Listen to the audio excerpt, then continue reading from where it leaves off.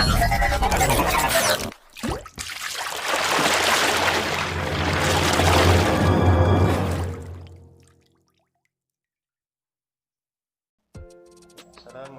warahmatullahi wabarakatuh. Bagaimana kabarnya anak-anak Bapak pada hari ini?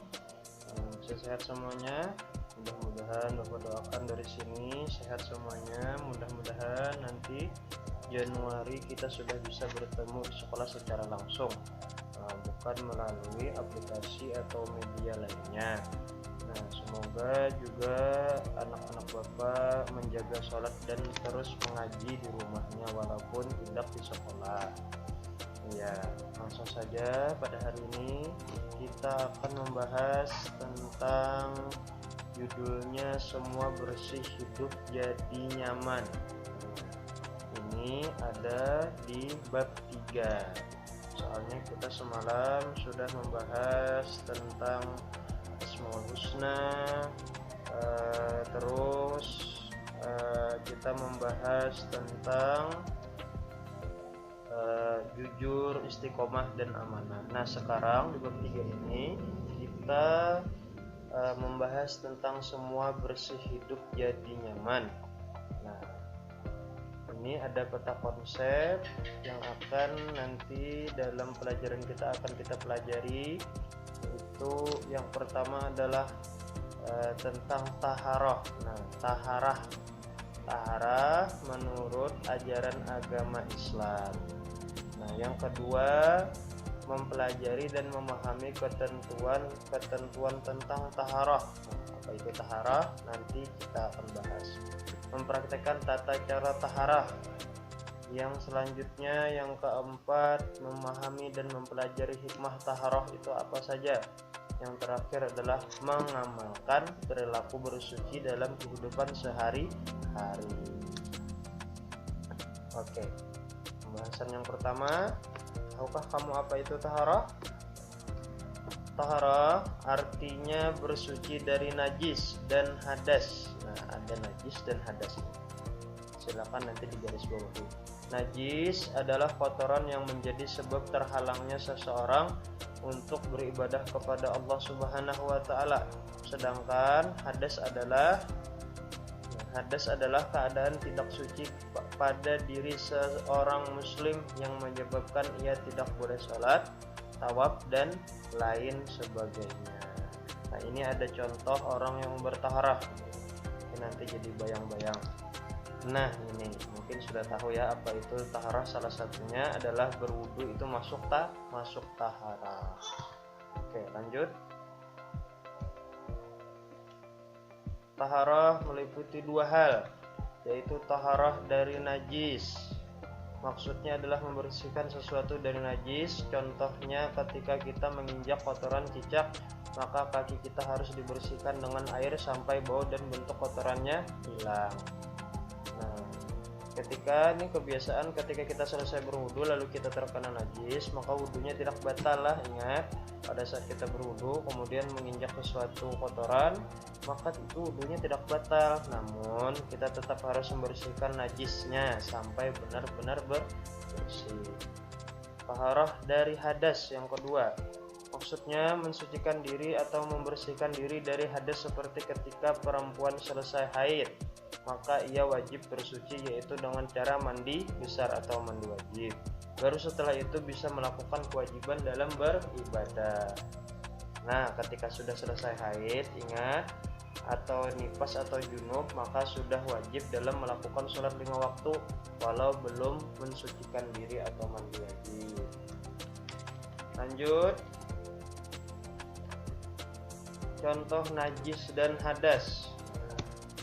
Contoh najis pertama adalah tinja. Nah, tinja itu adalah tahi.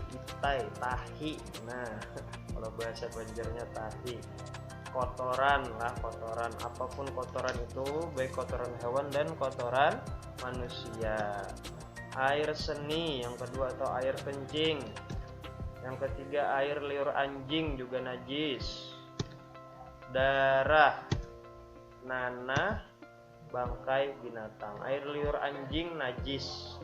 Nah, yang haram itu, yang najis itu hanya air liur anjing. Cuma karena anjingnya sering menjilat-jilat semua bagian tubuhnya dengan air liur, oleh karena itu anjing juga dikatakan najis, diharamkan. Makanya oleh karena itu Islam mengharamkan kita memegang anjing.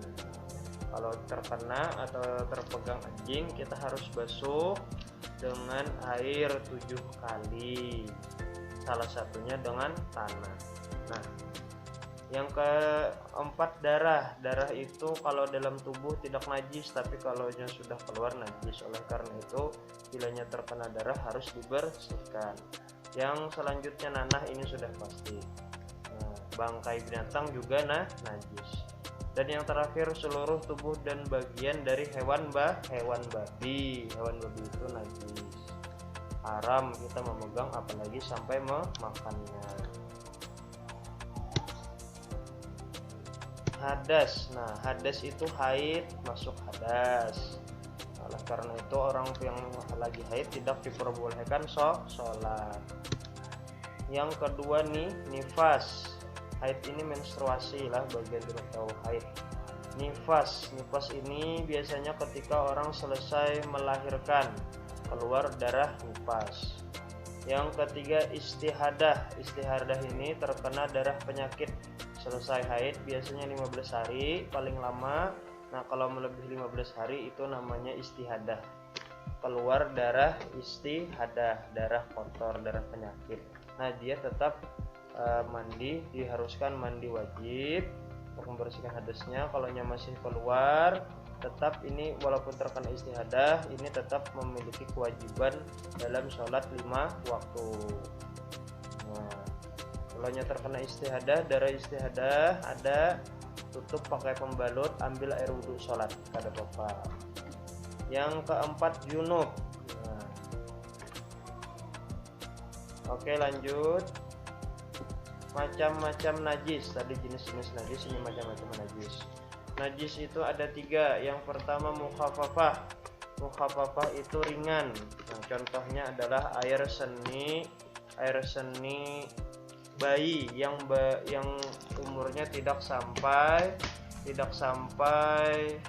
2 tahun dan hanya meminum air susu ibunya.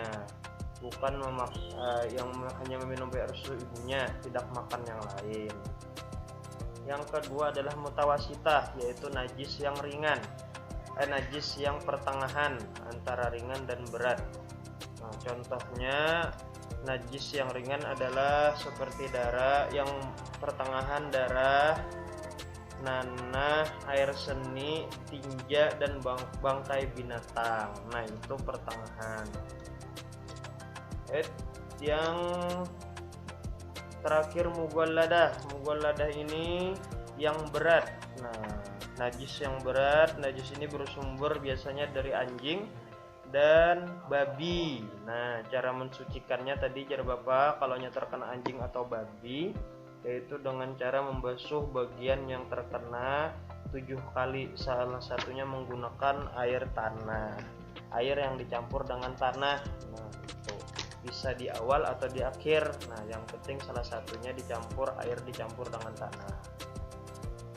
Untuk apa? Nah, untuk mematikan kumannya supaya jangan menyebar, supaya jangan termakan atau lain-lainnya. Selanjutnya, nah ini sebenarnya bagian-bagian najis yang ada di mutawasitah, yang pertengahan.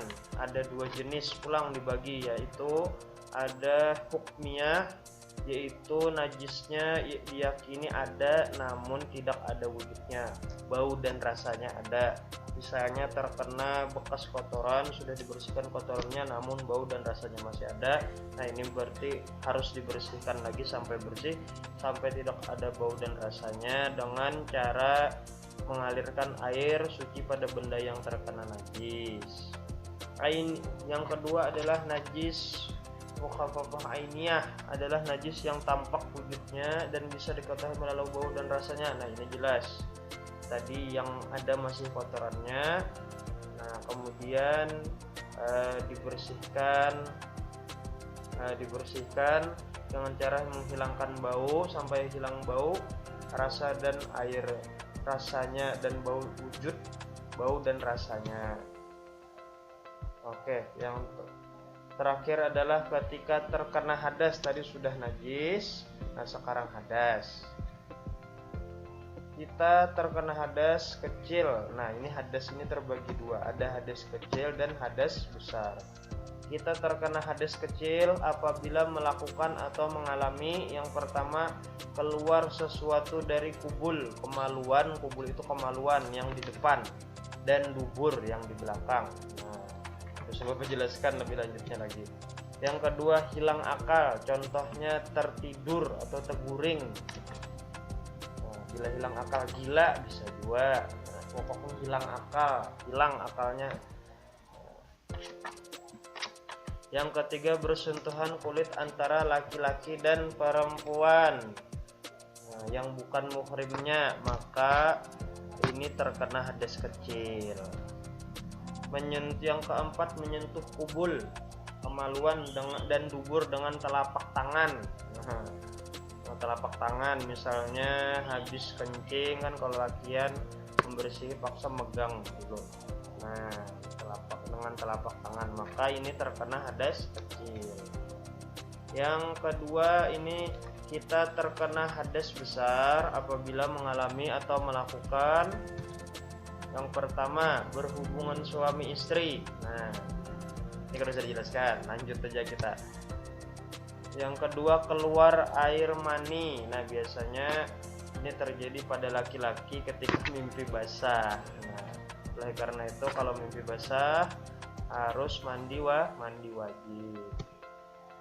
Haid, menstruasi sudah tadi, melahirkan. Nah, yang kelima nih nifas, yang terakhir adalah meninggal dunia.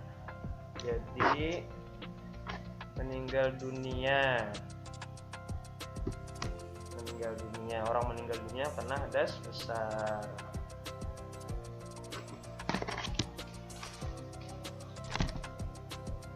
Oke, ini cara mensucikannya. Membersihkan hadas kecil yaitu dengan cara berwudu. Kalau hadas kecil, makanya kita sebelum sholat diwajibkan berwudu agar menghilangkan hadas kecilnya. Nah, apabila tidak ada air atau karena suatu hal, maka bisa dengan tayamum. Nah, yang kedua adalah cara mensucikan diri dari hadas kecil yaitu dengan cara mandi besar. Ini maksudnya hadas besar lah, hadas besar salah ketik Bapak, yaitu dengan cara mandi besar atau mandi wajib.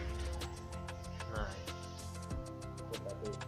Oke, sampai sini dulu Bapak. Mudah-mudahan pengetahuan yang Bapak sebarkan ini bermanfaat dalam kehidupan sehari-hari. Nanti kita bahas lagi, yaitu pembahasan kita selanjutnya tentang bagaimana cara taharah. Nah, ini kita sudah tahu tadi apa najisnya, najis kecil, najis mukhafafah, najis mutawasitah, najis mughalladah apa. Nah, ini selanjutnya adalah bagaimana cara taharah atau cara bersuci yang baik dan benar.